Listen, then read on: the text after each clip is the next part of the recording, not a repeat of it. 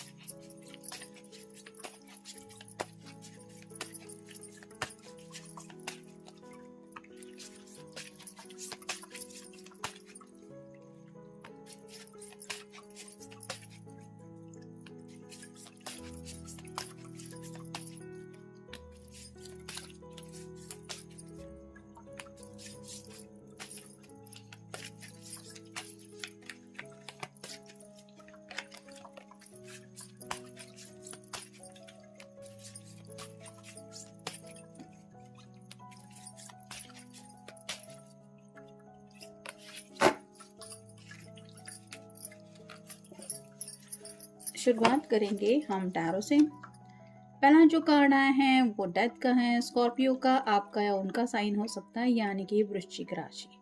जैसे यहाँ पे इसके हाथ में कैंडल है, बैकग्राउंड में भी काफ़ी ज़्यादा स्टार्स दिखाई दे रहे हैं। तो आप दोनों के बीच में अगर रिश्ते को लेके कुछ प्रॉब्लम्स चल रहे हैं तो ये पर्सन चाहते हैं कि आज रात इन प्रॉब्लम को ये सुलझा ले। तो चांसेस बन रहे हैं कि कुछ लोगों को शायद कॉल या मैसेज आ सकता है, क्योंकि ये पर्सन दूरियों को मिटाना चाहते और कहीं ना कहीं दोबारा एक नया स्टार्ट लेना चाहते इस रिश्ते में। फिर है स्ट्रेंथ। लियो का कार्ड है, आपका या उनका साइन हो सकता है, यानी कि सिंह राशि। आप दोनों एक दूसरे से बिल्कुल अपोजिट है, आपका नेचर कम्प्लीटली अलग है और आपके पर्सन का अलग है। तो अगर किसी वजह से झगड़ा हुआ है तो ये आपको वही समझाना चाहते हैं कि मैं तुम्हारे जैसा नहीं हूँ या तुम्हारे जैसी नहीं हूँ। तो ये बात आपको हमेशा याद रखनी पड़ेगी एक दूसरे के साथ प्रॉब्लम्स हैंडल करते वक्त, यानी कि उनको भी शायद बाद में रियलाइज़ होता है कि आप कैसे उनकी बात समझ पाएंगे, आपका तो नेचर ही अलग है। और यही बातें वो आपको अपने तरीके से समझाना चाहते हैं कि हाँ, तुम भी ये ध्यान में रखना कि मेरा भी नेचर अलग है। तो कहीं ना कहीं यहाँ पे थोड़ा सा स्वभाव को लेके बात हो रही है। एक जो पर्सन है वो थोड़ा शांत हो सकता है और दूसरा जो है वो काफ़ी ज़्यादा गुस्से से भरा रहता है, यानी कि उसके दिलो दिमाग में बात आने की देर, कब उसको गुस्सा आ जाए ये बोल नहीं सकते। लेकिन बाद में ये पर्सन जब शांत हो जाते हैं तब उनको एहसास होता है अपने एंगर का, और इसी गुस्से को लेके ये सोच रहे हैं। ये आपका भी हो सकता है या उनका भी हो सकता है। फिर है जस्टिस। लिब्रा का कार्ड है, आपका या उनका साइन हो सकता है, यानी कि तुला राशि। ये बैलेंस चाहते हैं। जैसे यहाँ पे इसके सामने 2 पर्दे हैं, एक इस दिशा में है एक इस दिशा में है। तो कहीं ना कहीं ये आपको बोलना चाहते हैं जैसे आपके लिए आपके डिसीजंस मायने रखते हैं या फिर आपकी खुशियाँ, आपके घर वाले ये सब मायने रखते हैं, वैसे ही इनके लिए भी सेम बातें मायने रखती हैं।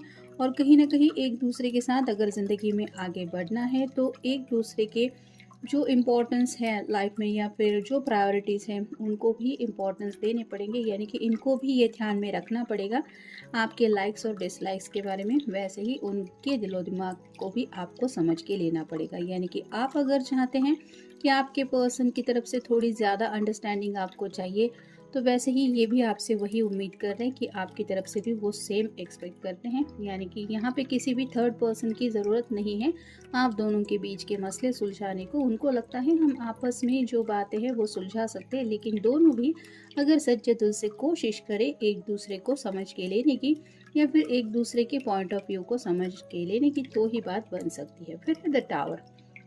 यहाँ पे जैसे एक टावर की एनर्जी है, तो यहाँ पे तो कोई सैडनेस महसूस नहीं हो रहा है, लेकिन जैसे आप कह सकते हैं कि यहाँ मंजिल तक पहुँचना इतना भी इजी नहीं है। वैसे ही उनको शायद यही लग रहा है कि आप तक रीच आउट होना उनके लिए इतना इजी नहीं है। कुछ लोग शायद लॉन्ग डिस्टेंस रिलेशनशिप में हो सकते हैं लेकिन अगर आप दोनों को अपनी एक छोटी सी दुनिया बसानी है तो ऐसा तो फेरी टेल के जैसा नहीं हो सकता है कि सब छोड़ के कहीं जंगल में जाके बस रहे हैं या फिर सबसे रिश्ते नाते तोड़ के किसी टावर में जाके रह रहे हैं। ये तो सिर्फ फेरी टेल्स में या मूवीज़ में होता है। तो वही सब बातें ये रियलिटी में भी आपसे शेयर करना चाहते कि हमें सोसाइटी का भी ध्यान रखना पड़ेगा या फिर इर्द गिर्द जो हमारे कांटेक्ट में लोग हैं उनके भी ओपिनियंस हमारे लिए मैटर करते हैं। उनके बारे में भी सोचना पड़ेगा हमारी ख्वाहिशों के बावजूद। नेक्स्ट है द हीरो फंड। यहाँ पे एक बुजुर्ग इंसान है जिसकी काफ़ी लंबी दाढ़ी है, आप देख सकते हैं। तो काफ़ी ज़्यादा ये बुजुर्ग हो सकते हैं। तो किसी से शायद ये सलाह मशवरा कर रहे हैं या फिर उन्होंने पास में कुछ ऐसे उनको एडवाइस दी हो सकती है जिनके बारे में ये सोच रहे हैं। ये उनके दादाजी हो सकते हैं, नाना जी हो सकते हैं या फिर उनके फादर भी हो सकते हैं, ये एल्डर ब्रदर वगैरह जैसा भी कोई हो सकता है, ये सिंपली वेल विशर भी हो सकता है। तो शायद इन्होंने पास्ट में कभी कुछ इनसे कहा था आपके पर्सन से, ये उनकी बातें याद कर रहे हैं जो गुस्से से जुड़ी शायद हो सकती है। मतलब तुम्हें शांत रहना चाहिए, तुम्हारा स्वभाव कैसा है, या फिर ज़िंदगी में एक दूसरे को समझ के लेना कितना ज़रूरी होता है, इसको लेके कुछ बातें हो सकती है। तो उनकी बातें भी ये शायद आपसे शेयर कर सकते हैं क्योंकि उनको लग रहा है कि काफ़ी ज़्यादा इम्पॉर्टेंट या फिर मीनिंगफुल बातें हैं ये। फिर है द मून, स्पाइसेस का कार्ड है, यानी कि मीन राशि आपका या उनका साइन हो सकता है। जैसे यहाँ पे फुल मून दिखाई दे रहा है, अभी रिसेंटली फुल मून हो चुका है, तो तब से लेके अब तक आप कह सकते हैं कि इनकी मूड स्विंग्स काफ़ी ज़्यादा चेंज हो रहे हैं। अगर ये काफ़ी ज़्यादा एग्रेसिव थे तो अब हो रहा है कि शायद ये काफ़ी ज़्यादा शांत हो रहे हैं, जिसकी वजह से उनको खुद में ट्रांसफॉर्मेशन महसूस हो रहा है और आपको भी शायद ये बदलाव वो अपनी तरीके से समझाना चाहता है कि मैं हमेशा उसी मूड में नहीं रहता या नहीं रहती। मतलब कभी अगर आपके साथ गुस्से से लड़ाई हुई है तो इसका मतलब अभी भी उनके दिलो दिमाग में वही गुस्सा है, ऐसा नहीं है। ये शांत भी हो गए हैं और उस बात को लेके काफ़ी ज़्यादा इन्होंने सोचा भी है। फिर है द फूल।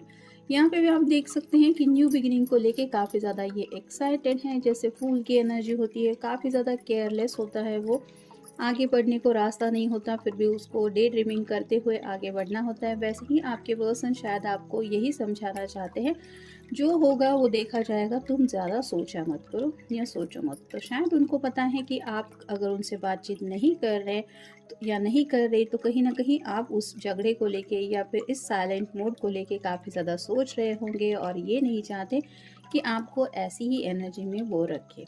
अब देखते हैं ट्विन फ्लेम कार्ड्स में से हमें क्या मैसेजेस मिलते हैं। Expect miracles, nothing is impossible. तो अगर आप दोनों को ज़िंदगी में आगे बढ़ना है और कुछ बातों को साइड में रख के एक नई शुरुआत करनी है तो ये आपको शायद यही समझाना चाहते कि तुम बस भरोसा रखो, मिराकल्स होते हैं ज़िंदगी में और ऐसे ही हमारे साथ क्यों नहीं होगा, ये सवाल मत करो, हमारे साथ भी ज़रूर कुछ ना कुछ अच्छा ही होगा। मतलब कुछ भी इम्पॉसिबल नहीं है। तो पॉजिटिव रहने के बारे में शायद आपको समझाना चाहते हैं। फिर है call text, contacting your twin flame. जैसा कि मैंने कहा आउट ऑफ द ब्लू शायद ये आपको कॉल या मैसेज कर सकते हैं क्योंकि इनका मन काफ़ी ज़्यादा कर रहा है आपको अपने दिल की बातें बताने का और कहीं ना कहीं आपको कुछ समझाना भी चाहते अगर आप इनसे नाराज़ है तो। फिर है disappointment and sadness, don't cry over spilled milk. तो यहाँ पे भी वही हमें रिपीटेशंस मिल रहे हैं मैसेज के कि अगर आप डिसअपॉइंटेड फील कर रहे हैं या अपने पर्सन की वजह से सैड है, दुखी है, तो ये आपको वही बोलना चाहते चलो जाने दो, जो हुआ उसको भूल जाओ, उस बात के ऊपर अब दोबारा मत सोचो, ये क्यों हुआ, तुमने ऐसे क्यों कहा, उस वक्त किसकी गलती थी, जो हुआ सो हुआ, उसको हम नहीं बदल सकते। और वैसे भी अगर प्यार बहुत ज़्यादा है तो इन सब दूरियों को या फिर इन सब छोटे मोटे झगड़ों को उसके बीच में आने की ज़रूरत नहीं है या फिर उसकी इतनी वैल्यू नहीं है, ये शायद वो आपको बोलना चाहते हैं। फिर है past life patterns, the issue you are facing are stemming from a past life. तो शायद इनको लग रहा है कि पास्ट में भी आप दोनों एक दूसरे से शायद कनेक्ट होने वाले थे या फिर पिछले जन्मों का कुछ ऐसा आप दोनों का रिश्ता है कि शायद उस जन्म में आप दोनों फैमिली की वजह से या फिर किसी और वजह से एक दूसरे के हो नहीं पाए। मतलब राइट नाउ भी अगर आप दोनों प्रॉब्लम को फेस कर रहे हैं तो उनको लगता है कि ये तो सदियों से चलता आ रहा है। मतलब उनको दिल से शायद यही फील हो रहा है कि पिछले जन्म में या फिर अब तक की ज़िंदगी में आप दोनों मिलते मिलते रह गए थे, ये उनके शायद इंटेंशंस उनको बोल रहे हैं और इसलिए अब ये नहीं डरना चाहते उन सब प्रॉब्लम को फेस करने से।